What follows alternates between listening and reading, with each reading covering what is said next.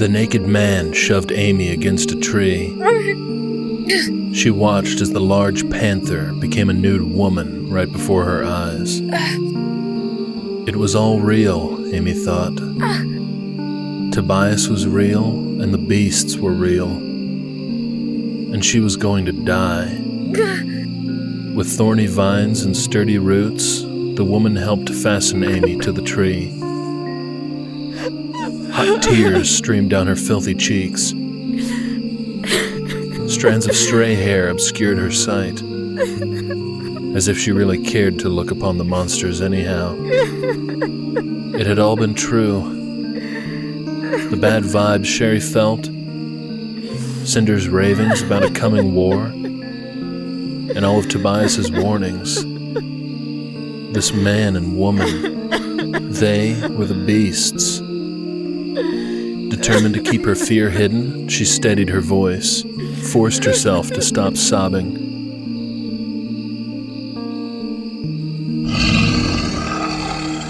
A curved claw released from the man's finger. He turned toward the woman. You are my eternal twin. He held her chin with one hand. The claw swiped the woman's throat. As blood bubbled from the woman's neck, the man gently laid her to the ground.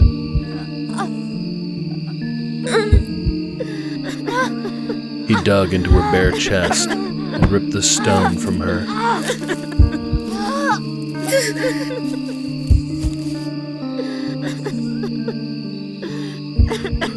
He sliced open Amy's shirt, exposing her breasts. He held up the pulsating stone.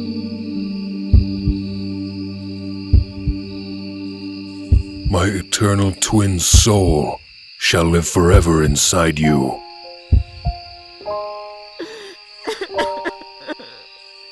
With a flat palm, he embedded the stone into Amy's chest.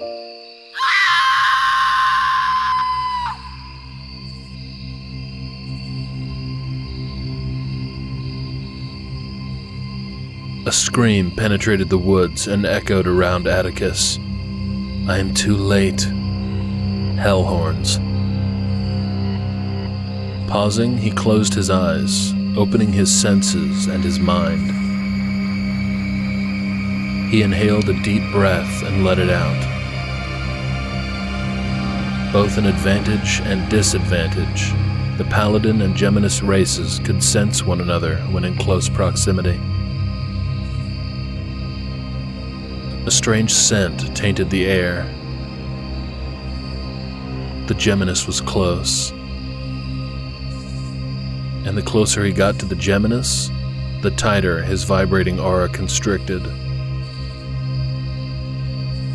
Atticus struggled to keep his mind clear of the sort of devilry being forced upon Amy.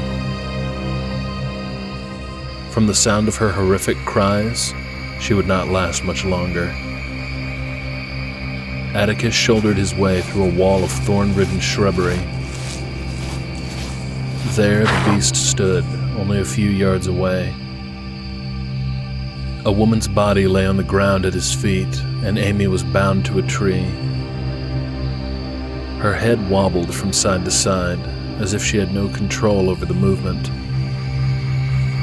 Her sobs were faint. Behind the beast, a shadowy figure materialized and stood. Predatory eyes hollow with darkness.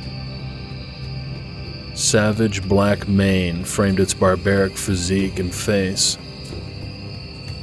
A vest adorned with shrunken heads and bones covered its chest, spiked gauntlets on its arms.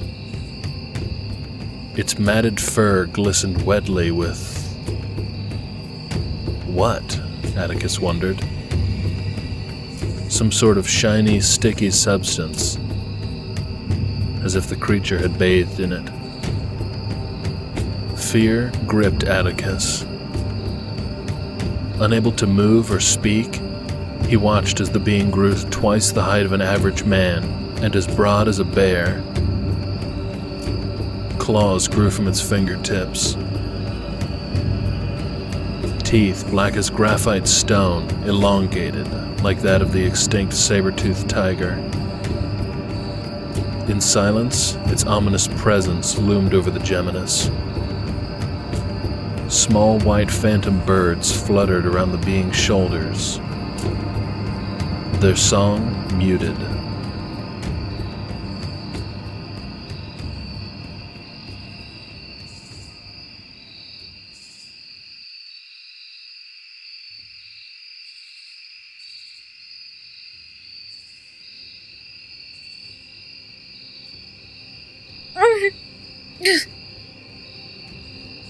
It burned. The gem seared the skin on Amy's chest. Gritting, she glared at the monster of a man before her. He killed the woman with him, and now he was probably going to kill her. But why the jewel? What did it mean? Some sick ritual? Through tear-blurred vision, Amy stared over the naked man's shoulder, where a naked, grotesque being appeared. The same as the one in the mirror at the bowl. Innately, she knew it to be her son. Thank God. But Tobias just stared at her. What was he waiting for? Female, ma'am, I am deeply saddened, but Help me. The naked man looked at her. His gaze held a fraction of sympathy, dare she think it. it will all be over soon. Tobias. It is as I have foreseen. It is as it should be. The gem sizzled. Her limbs vibrated with what felt like electricity. Her eyes burned. She squeezed them shut. Then everything went black.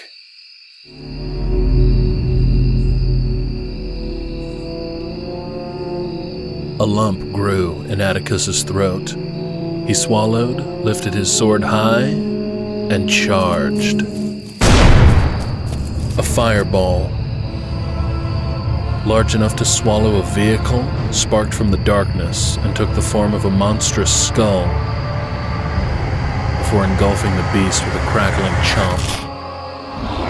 An agonizing roar bellowed from the Geminus as he fled, blazing into the forest.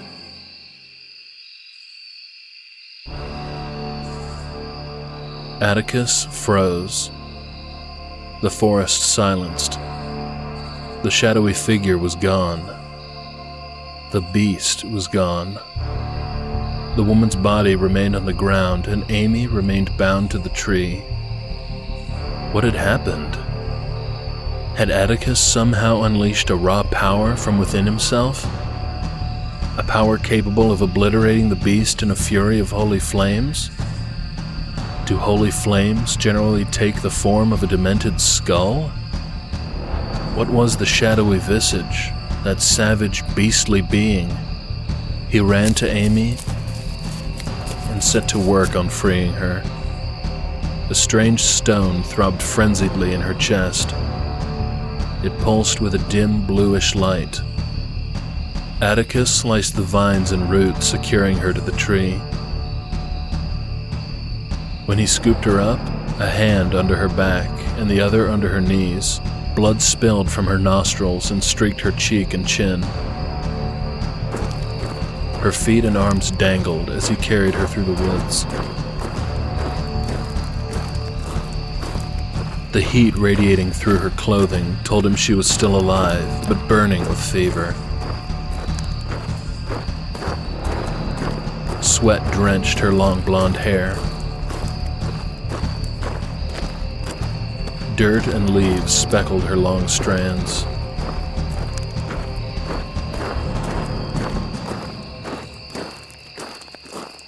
Asshole! Put her down! Atticus turned to see a muscular male in a sleeveless gray shirt and grease-stained denim pants. He pointed a gun. He stared at the man holding the gun. the man he knew to be his twin. A strange warmth of divinity washed over his aura. A wonderful yet awkward sensation. "What happened to her?" Carmen said. She sat beside Amy's car, back against the front tire. Atticus approached Carmen. "Amy's alive." "I said put her the fuck down." "Shane, I suspect." Atticus gave a curt nod. "Amy needs to come with me for protection." "The fuck she does." Now, only feet from Atticus, Shane pointed the gun. "Put her down. Now. At least allow me to place her inside the car. She is injured." "Fine. Put her in the car, then step the fuck away." Atticus lay Amy across the back seat, then ducked out of the vehicle. "Shane, there is something of utmost importance I must tell you." With the muzzle of the gun, Shane gestured toward the ditch. "I don't know how the hell you know my name, and I don't really give a shit pie either. All I fucking know right now is that Amy is fucking unconscious, and I catch you bringing her out of the goddamn woods, and her goddamn shirt is fucking ripped open. What the fuck am I supposed to think, you motherfucking asshole?" Atticus complied and stepped further into the ditch, away from the car. Away from Amy. Shane held the pistol on Atticus with one hand, while his other raked through his buzz cut. "I am not the enemy. I am your ally, and I am your—" "Just shut the fuck up.